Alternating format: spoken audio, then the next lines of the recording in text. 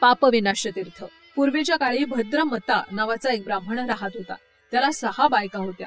सगळ्यांना मूलबाळ झाल्यामुळे त्यांचं पालन पोषण करायला त्याला आता कठीण झालं। तो फार गरीब होता। त्या ब्राह्मणाची शेवटची पत्नी यशोदती ही फार हुशार होती।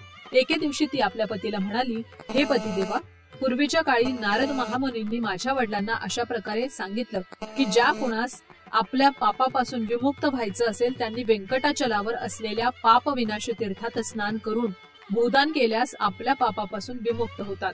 आपल्या पत्नीचं सांगणं ऐकून भद्रमतीनं त्याप्रमाणे केलं।